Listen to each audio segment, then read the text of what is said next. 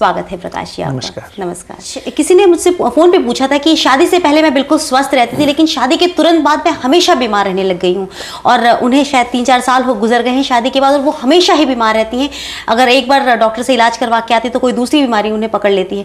तो वो जानना चाहती थी कहाँ पे प्रॉब्लम है, जो कि शादी से पहले कभी कुछ नहीं हुआ, कभी उनको जुकाम तक नहीं हुआ, अब वो लगातार बीमार रह रही हैं। तो इसके पीछे क्या नजर आता है? देखिए योगिता जी, 2 कारणों से ये हो सकता है। एक तो जन्म कुंडली में उनकी दशा महादशा बदल गई हो, या कई दफा हस्बैंड की कुंडली देख के उसका 7वां घर पीड़ित है, तो महसूस होता है कि ऐसे व्यक्तियों की वाइफ जो है वो बीमारी से ग्रस्त रह सकती है। तो ये दोनों कुंडलियों को देखने के बाद, इसका जो सही विवेचना करने के बाद में हम किसी रिजल्ट में पहुंच सकते हैं। अगर किसी कुंडली में ऐसा है तो वो फ़ोन करके मेरे से बात करें या अपनी कुंडली की फोटोकॉपी भेजेंगे, तो जहाँ भी उपाय की जरूरत है मैं उनको समझा दूंगा। जैसे अभी आपने कहा कि कुंडली की विवेचना के बाद ही पता लगता है कि मतलब फलाना ग्रह जो है अपनी वाइफ के लिए भारी हो सकते हैं, या वाइफ के ग्रह भारी हो सकते हैं पति के लिए। लेकिन ऐसा क्यों होता है कि जब हम शादी के वक्त जन्म कुंडलियों का मिलान करवाते हैं तो इन बातों का खुलासा किया ही नहीं जाता है, विवाह तुरंत करवा दिया जाता है, जिससे कि बाद में ये सारी परेशानियां देखने को मिलती हैं? बिल्कुल सही कहा योगिता जी। देखिए यहाँ प्रश्न है कि जब हम किसी भी पंडित के पास या किसी आचार्य के पास कुंडली मिलवाने जाते हैं, 2 कुंडलियों की डेट ऑफ बर्थ दी जाती है और इसके गुण बता दीजिए कितने हैं। जी, जी। उन्होंने मान लीजिए बताया कि इसके 24 गुण मिलते हैं और दोष नहीं है, तो आदमी शादी कर देता है। मैंने एक आज से 2-4-6 महीने पहले शायद बोला होगा कि ये कुंडली की विवेचना करना इसमें बड़ा आवश्यक है। मान लीजिए शादी के तुरंत बाद उसके 12वें घर की महादशा चल गई और 12वें घर में मंगल नीच का बैठा है, तो उसकी लाइफ को खराब होना ही है। बिल्कुल। तो हम इन बातों को ध्यान में रख के अगर कुंडलियों को मैचिंग करेंगे तो काफी हद तक इसमें जो प्रॉब्लम आ रही है वो कम हो जाएंगी। लेकिन खाली गुण मिलाने से कुंडली को कह देना कि कुंडली ठीक है, दोनों ठीक रहेंगे, ऐसा नहीं है। आजकल मैं एक सर्वे की रिपोर्ट पढ़ रहा था कि 10 में से 7 जो लोग हैं शादी के बाद में उनकी प्रॉब्लम क्रिएट होती है। पिछले साल 8,500 शादियों का सर्वे किया गया था, जिसमें से तकरीबन 3,000 जो जोड़े थे उन्होंने तलाक की एप्लीकेशन लगा दी है। तो ये एक बड़ी गंभीर समस्या है। कुंडली की विवेचना कर लेना जरूरी है। कुंडली मिलाने के बाद में अगर सब कुछ ठीक है तो दोनों की कुंडली एक बार चेक कर लें, कहीं डाइवोर्स का योग तो नहीं है, कहीं दशाएं खराब तो नहीं चलने वाली हैं, तभी इसका हम जो इस पे थोड़ा सा अंकुश लगाने में कामयाब होंगे। बिल्कुल सही कहा। अभी आपने एक रिसर्च की बात कही कि इस तरह के रिसर्च हो रहे हैं, पता लग रहा है कि जो पिछले साल शादियां हुई थी उनमें से 3,000 जोड़े जो हैं वो डिवोर्स के लिए अप्लाई कर रहे हैं। आपको ऐसा नहीं लगता कि लोगों के अंदर जो है, अब दिल की बात कर रहे हैं, कि दिल के अंदर जो है कोई स्थायित्व नहीं है, एक दूसरे रिश्ते के प्रति जो है इज्जत की कमी होती जा रही है, जिसकी वजह से तलाक की नौबत पहुंच रही है? ये कुंडलियां मिलान तो बहुत साल पुरानी चीज है, बहुत प्राचीन है। क्या हमारे मम्मी पापा की उम्र में जब ये सब हुआ करता था, क्या आपने तब का कभी सुना हुआ है कि तलाक, इतने ज्यादा तलाक के केस फाइल होते थे?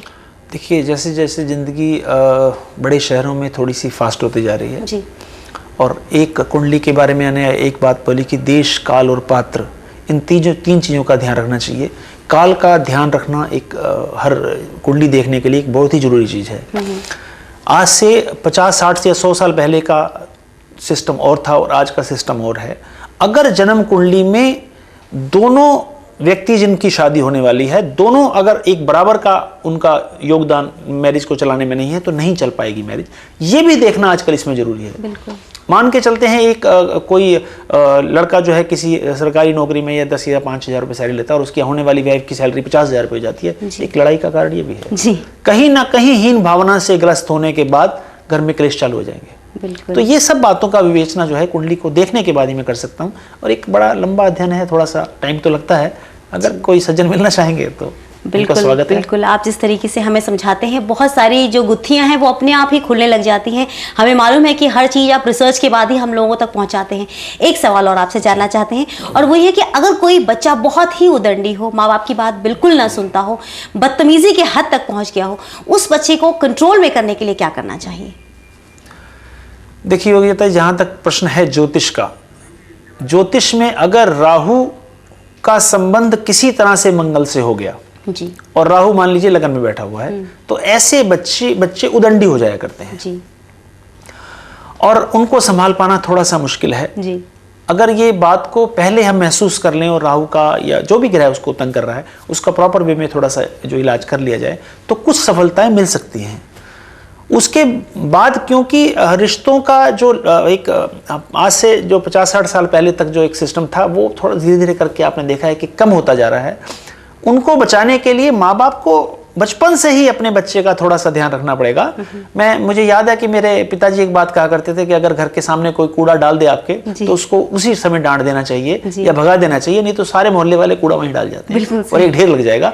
तो अगर बच्चा पहले दिन जिस दिन गलती करेगा या आप माँ बाप से बदतमीजी करता है, अगर उसको टोक दिया जाए तो मैं समझता हूं कि काफी हद तक हम इसमें अंकुश लगा सकते हैं, क्योंकि जब बच्चा बहुत छोटा है उसको कुछ मालूम नहीं है, वो जिद करता है, आप उसकी जिद मानते हैं। लेकिन ग्रहों का इसमें काफी बड़ा योगदान है, फिर भी कुंडली की विवेचना एक बार करवा लेनी चाहिए। बिल्कुल सही आपने। प्रकाश जी, आज कौन सा टिप आप हमें देने वाले हैं? देखिए, आज वास्तु संबंधित एक टिप आपको देता हूँ कि जिन लोगों के घरों में दरवाजों पर, क्योंकि हमारे सारे जो लोग हैं वो शहरों में नहीं रहते, गाँव में भी बहुत सारे लोग रहते हैं, ज़्यादा आबादी रहती है, दरवाजों या खिड़कियों में जो छिद्र हुआ करते हैं या उनके जॉइंट्स ठीक तरह से मिल नहीं पाते और उसमें से नजर आता है, रोशनी आती है, ऐसे व्यक्तियों के घर में निर्धनता का वास हो जाया करता है।